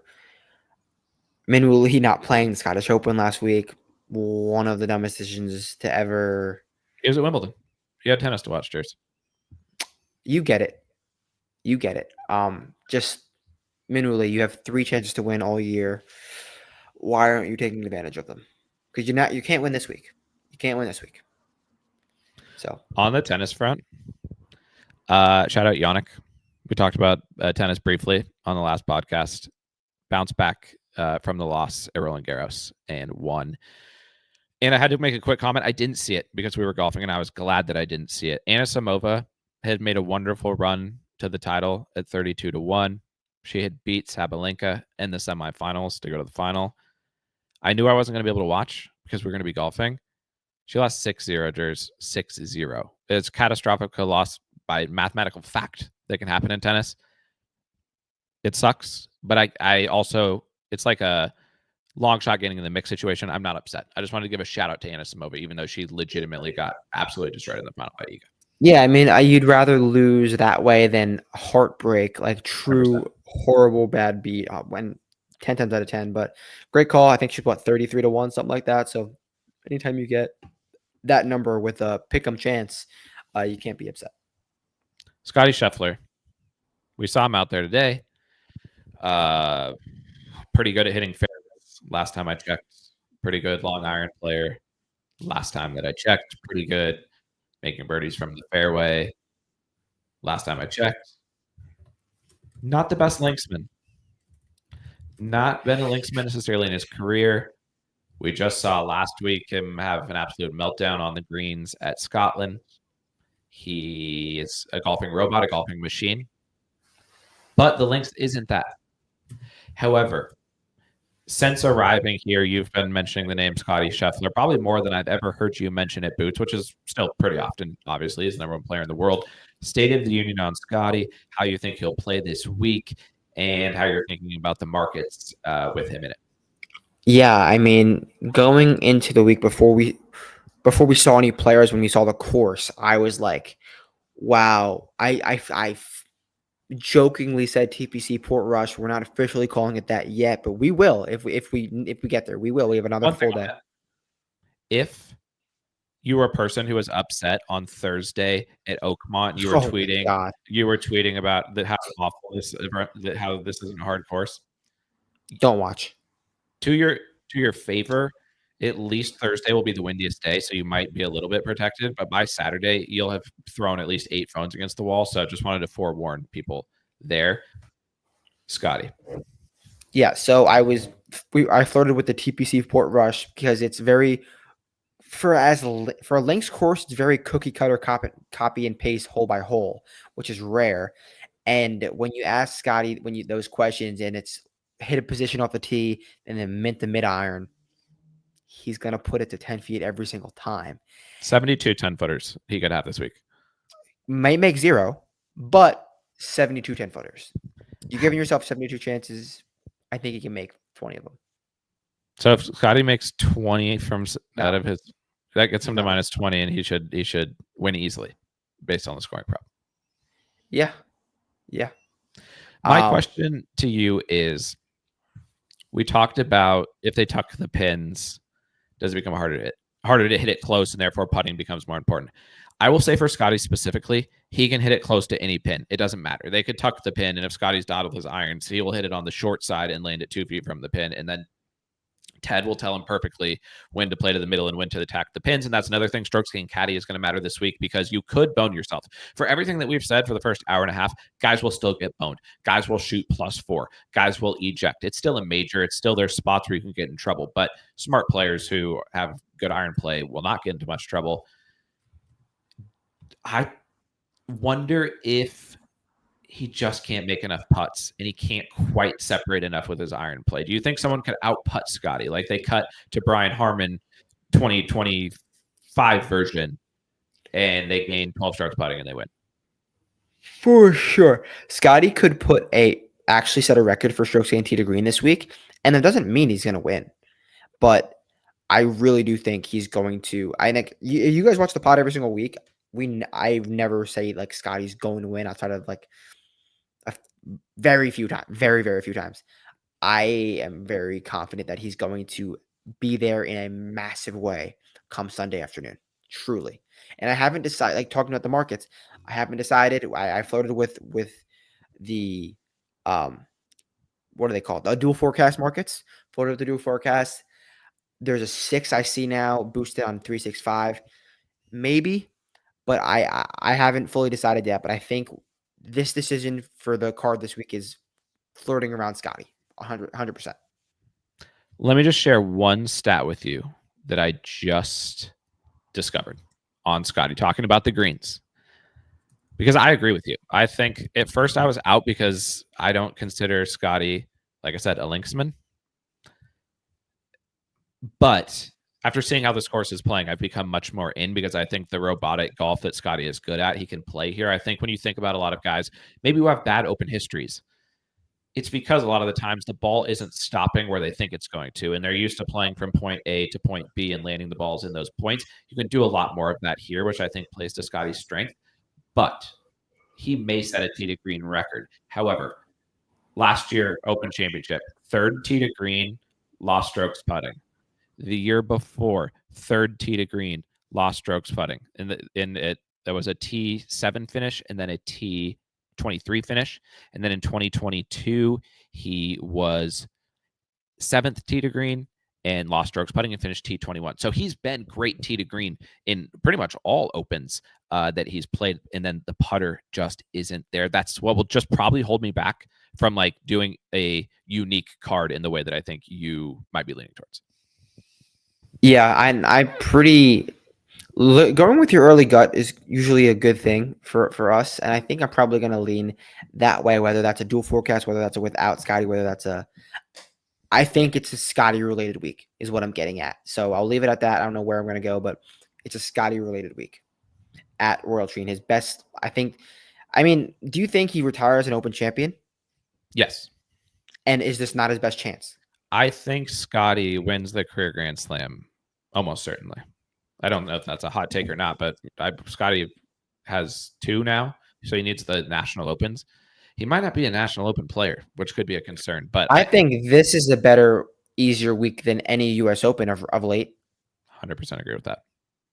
Okay, then yeah, we will say no decisions have been made, but I know at first you were out Monday morning or Sunday morning, but you've came around the last 24 hours. Do you think he'll be firmly in the conversation come Sunday? Yes, Okay. I do. And then the question I think for a lot of people obviously is what about Rory McIlroy, a guy who we talked about last week, and we said if this man cares about winning at Portrush, then he will play well at the Scottish Open. And you said his career might be in jeopardy if he can't get up for Royal Ports. Obviously, grew up 45 minutes down the road. We played his course. There are paintings of Rory around the city. There's a giant mural of Shane and a shit ton of paintings of Rory all over Portrush. Like the vibe is so Rory. What do you expect from him this week? When his biggest weapon is taken out of his hands, the driver, and it's on precision approach play, which has been better this year, it really puts him closer with the field. So at 8-1, 7-1, a lot of pressure, but he can handle the pressure. I think there's a big gap this week between Scotty and Rory. Big gap.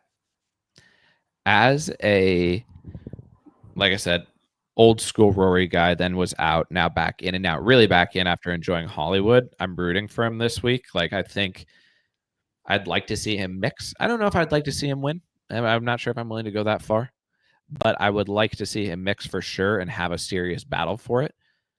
But as we talked about last week, we didn't know if this man cared about golf anymore. We didn't know if there was anything that could inspire him. We didn't know if he had developed a new mission in the game of golf because he'd conquered golf. He'd won.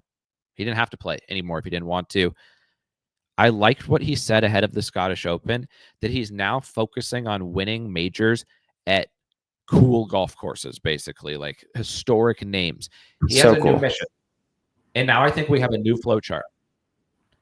Cool course. It a cool, serious golf course? If yes, Rory. If no, Rory doesn't care. This would definitely check that box for him, obviously. So, yeah. And everybody who ranks at number 3. Yeah. So Rory cares. Hot take. Rory cares this week. Rory cares. Got out there early. Yeah. Played in the rain, but beat the majority of the crowds and beat the weather delay. He had to be the only person to play 18 holes today. Him and Shane. Yeah, Rory landed at like 1 a.m. and then was the first man off at 6:30, and then nobody else teed off until like 7:30 or 8. He usually plays with Shane first off, but he was even out earlier. You said Rory treats golf like an actual job. Yeah, I had to take that Rory treats golf like a 9 to 5. He doesn't wanna get up at 6 AM, but he knows he has to. He knows it's the only way I'm gonna beat the crowd. It's the only way I'm gonna get prep where I can, like, do my own thing and not deal with a million things at once and a million crowds. So, is he happy? Maybe not, but, he got 4 hours of sleep and was back at it. There was murmurs at the course. People were wondering if Shane, because Shane and Rory went out early before ultimately getting their rounds done before any of the delays hit, which a vast majority of players got impacted by the delays. People were like, oh, was that strokes gain home game? Did these guys just know the Northern Irish weather so good that they knew they had to do this? They always play early, but it may Always, have been. But it may have always. been. Let's touch on Shane really quickly because we're talking about the murals. And I know you're not a back-to-back guy. We've never been to a course where there's a giant mural of one of the players that you can see from the entrance to the course. That's never happened before. No, I mean, strokes gain feels comfortable. Strokes gain support. Strokes gain Ireland. I know there's beef, but strokes gain Ireland. Shane should be very comfortable. And we talked earlier, golf course make it. We didn't really know before we got here. It makes so much sense as to why Shane Lowry won, why Tommy Fleetwood was in the mix. Just think of what those two guys do well. Great long iron players, great iron players in the wind, flight it, hit your spots. Hit your spots is the key to this week. Hit your spots, and that those guys do that. So, if you really want to key in the key stats of Royal Portrush, just look at their profiles. It's Fleetwood and Lowry. One thing they don't do is win golf tournaments or show dog. And there's a take that we've been working in the hopper that the reason low dog players played good and ultimately won easily at Royal Portrush outside of strokes gained home game is there's no serious driving holes down the stretch. You can hit iron off the tee on 18. This is a low dog asking of you down the stretch course. If you're a low dog player, the last thing you want to see are serious drives on 16, 17, maybe 17 is actually a tough par 3 and then a tough drive on 18. If you've got the lead here, you're just staring at the ocean. You're like, I'm just going to hit the green again in a second and have like 15 feet for birdie. So not too much to worry about. I'm planting my flag in that take that I'm lowering dog in importance this week because I don't think the course asks you enough questions down the stretch. 100%. Like you have a drivable par 4 17th that you could hit iron off the tee and have a flip wedge in, and then 18 is a positional long iron, positional mid iron to a mid iron, or like you're not if you have a lead, you're not going to try to take on that cover, and or if it's windy, you have to hit a blunt driver. So it's not a high dog Oakmont style finish. It's not at all, not at all. And there's not really many holes like that. There's maybe 2 or 3 serious drives on the course. For a major test, you'd kind of expect more. Yeah, definitely versus coming down the stretch and any of the other majors or even like Sawgrass. And I would say 16 obviously is the signature hole, would be the big test down the stretch. There's that huge fall off on the right side. But when there's no wind, you're 220 out. The landing areas are wide. That's the thing. Like some of them are just a lot wider, maybe than I expected. But yeah, I don't like that it takes the driver out of Rory's hands. I don't want Rory in an iron play fest, but strokes gained home game will be at a level this week beyond comprehension. In the next tier, I think there's close. Well, actually, we have to talk about Rom by himself. We haven't seen Rom, but is he under consideration? No, he's really not. But he's going to. I'm not. I thought he would play better at Troon than I did think he was going to play better here. He won Troon. Yeah, the creek got in the way. But maybe too much fade for Rom here. We're high on too much fade, so I think it might be a little too much for him. Do you have a statement on Rom? Are you biased because of Rom single bullet? No, he won there too. Okay. I'll consider Rom. If I see Rom striping tomorrow, single bullet possibility. But I don't trust Adam Hayes. But I don't. I said strokes. I said strokes and caddy is the 5th most important key. It's in the keys. I have to remember that. I got to figure out if it's worth 5 for a player of John's caliber. 20s range. Bryson in the long drive contest. Xander, defending champion. We saw Austin Kaiser. Austin Kaiser is still number 1 strokes gained prep caddy. Yeah, I think he's got to be. Who else is out there? Um, Sam Burns is caddy. Um, Akshay's caddy. And it used to be JJ, but JJ is gone now. JJ was really good at stroke scan prep. And Shay's solid. Carl, obviously. And there's one more that's always prepping hard. Oh, Geist was prepping at a insane level today, following Scotty and then following someone else. Shout out David Geis. Go back and listen to him on the pod. Bud Colley's caddy. Just an absolute friend of the program. He walked with Shane Lowry, defending champion, mural next to the course. And then he was walking with Scotty before the horns ruined the day. He knows where Bud needs to hit it and what's going to happen.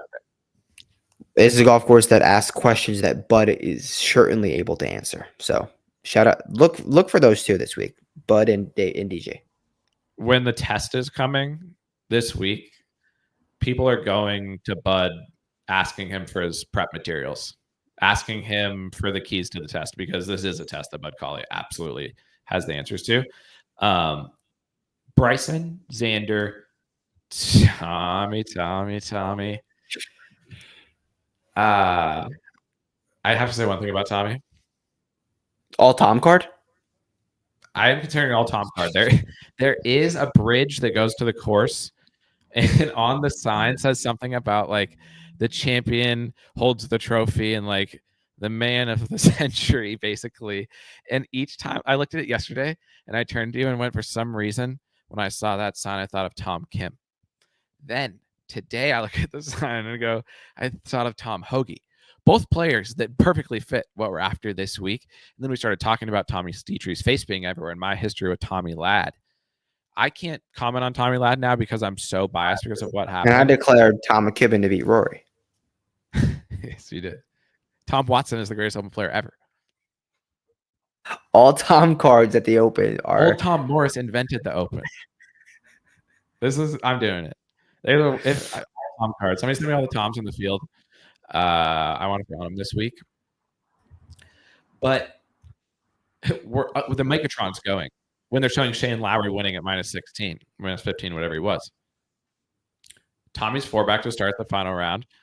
Few holes into this like video, and they're cut into interviews. Tommy's in the interview. I turned to you and asked you, how many videos do you think Tommy's filmed when he has to talk about somebody else winning a golf tournament?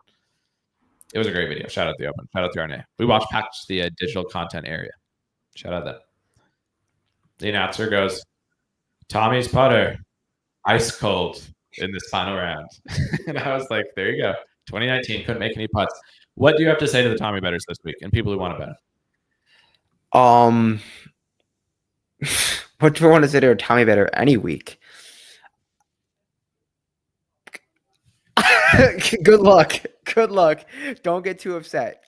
Speaking to you two, don't get too upset because it's pain that you can describe it. What do you want to say to the Tommy bettors? Because you know how it feels more than I do. What do you want to say to the Tommy bettors? I want to say something to Tommy community at large that I said to you when we saw him out there today, because we saw him walking and he always looks the same. I said, I can't be mad at Tommy because Tommy wants to win so bad and he looks so, shoulders are always slumped. I can't be mad at a guy who just like can't get out of his own way. You know, there's nothing that he can do. And so I'm not mad at Tommy, but as I said last week, I'm out on the experience forever.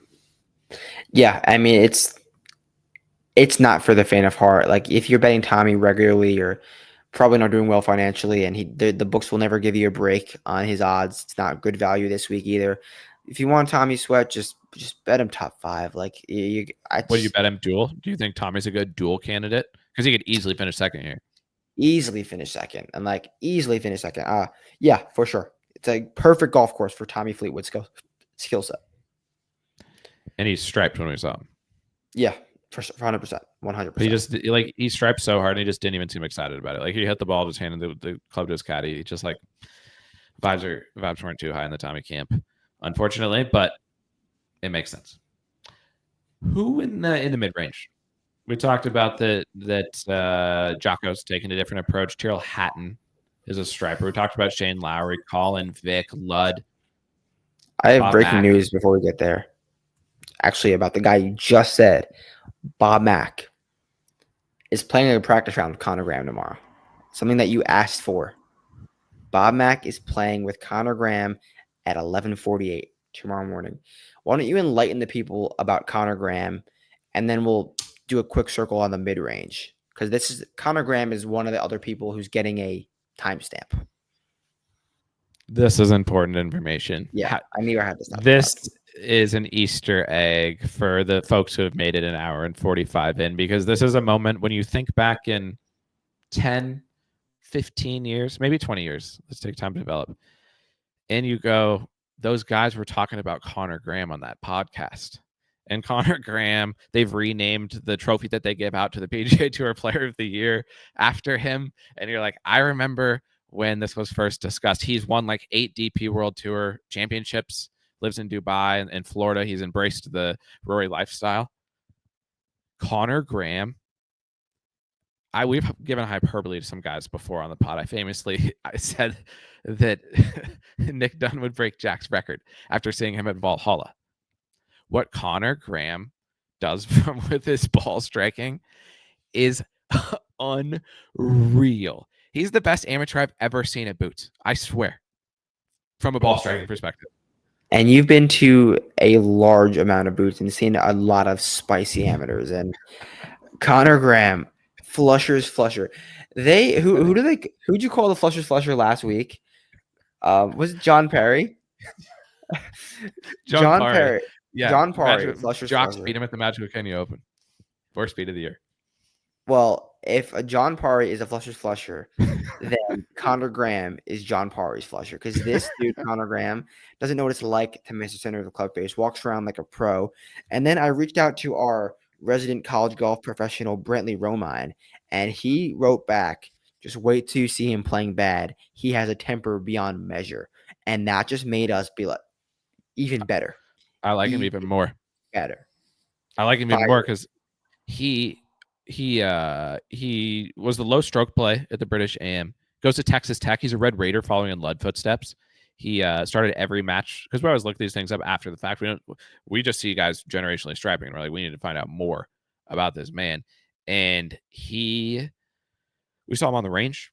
We saw him go to the course and did not miss a shot. This dude absolutely stripes, and he's a pro's pro. We saw him there from sun up to sundown, working on his game, working on his putting, working on his ball striking. Him playing with Bob, and I asked you, low Scots market, low amateur market, plus 750. I am now a Connor Graham guy. That's something people need to know about me. Hard flush just does not miss. So Connor Graham, you deserve the segment. You deserve a spot in the pod. You deserve a win soon. Youngest Walker Cup player ever for Europe. That's true, right? Oh, yeah. I think I read that. You said that yesterday, yeah. Okay. So if not, he should have been. Shout out Connor Graham. Big shout out to Connor Graham. Had to note that. If he makes the cut this week, he'll be entering the dog rankings. I want to get out ahead of that. There's so many young guns that are just so good. So good. Before we get to the mid-range, what you were just saying about there being so many young guns, there's just so many guys in this field at all. Of all the majors, you see more, like, we know guys, like we look at a lot of odds around the world of golf. We see names. I still to this day see names of guys, professionals at the Open that we've never heard of before. How do these guys get in Jersey? What is going on here? Yeah, and then someone who's out early tomorrow morning with the South Africans, Daniel Van Tander. We saw him. We were like, how is DVT in this field? We know who DVT is. We're DP World Tour truthers. We know his swing from a mile away. We see him. We're like, is that DVT? It damn sure is. And then Adam, while I'm taking a nap, wakes me up, and the second thing he says is, I found out how Daniel Van Tander got in the field. And how was it again? Because I don't even remember. International Federation points. What does that even mean? Daniel Van Tander is playing the Open for the first time since 2021 after gaining an exemption through the International Federation ranking list, which offers 5 places based on results on the Sunshine, Asia, Japan, and Australasia, not Australian, Australasia tours. So Danny Van Tonder won that. That's why he's in the Open this week. Or he's one of 5 guys who got in. But this is why throughout the year, like Justin Suh is here because he went down to Argentina. Like the way this field comes together is so sick because it'll be like the Hanan Open, Hanan Classic on the DP, and they'll be like any of the top 47 players who have yet to earn an exemption into the Open are in this week, and whoever also finishes 55th is into the Open this week. And so there's just so many random guys. And it's random weeks too. It's not like bigger events. It's like the Kenya Open. It's like random weeks. Whoa. Well, no. You can't slander the Kenya Open like that. Whoa. We'll cut it. Oh my God. But yeah, lots of guys in the field. So down the board, there's opportunities.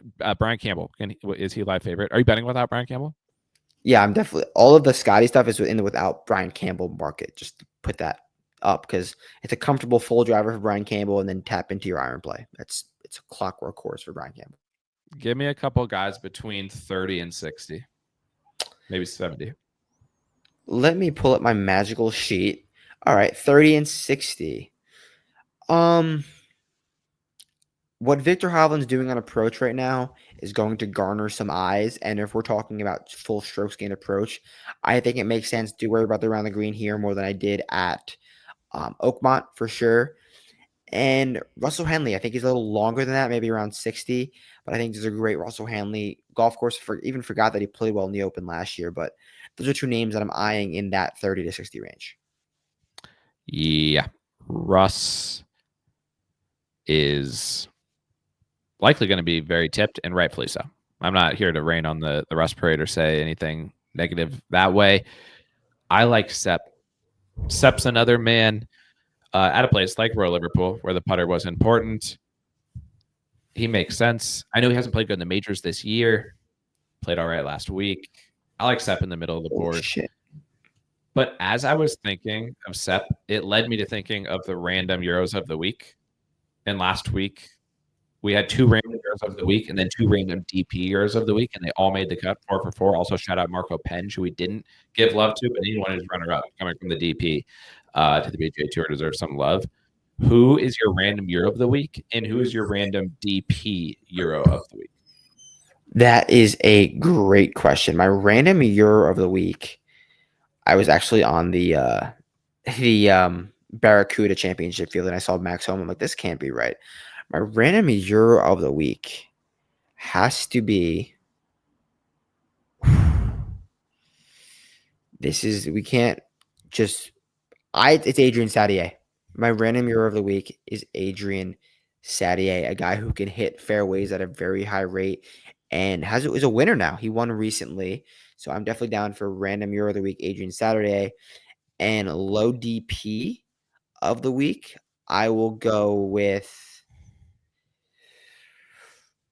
low DP. Oh, who might set the record for tee to green outside of Scotty Scheffler? Jordan Smith. That's who I was going to say was mine. So we can share it. Shared DP player of the Euro of the week. And then my other Euro of the week is going to be another Englishman in the generational striping category, Nathan Kimsey. Nathan Kimsey is my fairways DP Euro fairways of the week. And greens and birdie making. Who else? And we're heading back out there tomorrow. There's going to be a lot of golf tomorrow because there wasn't a lot of golf today. Long day. We'll probably be awake in like a few hours to get out there. I can't believe it's 12:30 already. It might be sunny again soon, so we could just go over there like 4:30 and just be there. Catch the first group off, catch Rory out there early. Who else do you want to get your eyes on? Who are guys that fit the mold that you're after this week down the board? I want to take a look at Hideki Matsuyama. I know the driver's not there, but the key approach play is there. I want to take a look at Tom McKibben. I'm out on the live guys, but I like Tom McKibben this week, maybe for DFS. And then Aaron Rai. Those are 3 names I definitely want to take a look at, who will all be up on the site come tomorrow afternoon. So get over there for all the information. Who are you keying in? Justin Thomas? I think you mentioned him earlier. I'll just give you some names that jump out to me. One thing we talked about was, and this is important for people to think about, outside of Orange Shafted, ideally you combine this with Orange Shafted. Who is the broadcast on Saturday going to be cutting to? They started the day 2 or 3 shots off the lead, and they cut to them for 3 straight holes. They're like, for eagle from 25 feet, buckets. From birdie from 25 feet, buckets. Oh, from 15 feet, birdie again. Which guy are they going to be cutting to on the broadcast pouring in putts? I think it could be Tyrrell Hatton. I think it could be Tyrrell Hatton this week. Cheers. Want to get eyes on Tyrrell. 33 is not a great price, but it's not a terrible price. But I do feel like I'm setting myself up for more pain on English ball strikers, which hasn't gone well for me. No. Makes sense. Yeah, I'm excited to see Hatton tomorrow as well. He should be out there with like Rom or something. I will say this about Sam Burns. He probably has no chance because he wants to hit driver as hard as he can on every hole. But if he somehow drove it straight, he would win by 100 shots because he's going to gain a historic number of putts on the greens. And at 90-1, don't get his driver on the plane to Colombia with Nicky Nations, and he'll be fine. He'll be fine.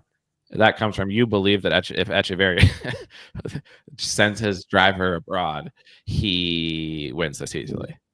How many clean looks? So many clean looks. Who else down here do I have eyes on? Ricky's been strapping. I'm not going to bet Ricky. Mini driver. Si Woo will shoot a 62, but he might also shoot a 78. Go at every flag and get in trouble in round 2. You like Chris Kirk? I don't hate that. Daniel Brown we haven't seen him yet. If Daniel Brown is slotted, he's shooting 2,500 par here. Everyone knows that. He won first round leader last year. Daniel Brown, when he gets slotted, is unlike no other. So, yeah, definitely looking forward to seeing him as well. Last question. Low friend of the pod, BG or BSB Novak? BG, strong prep across the Northern Irish seas.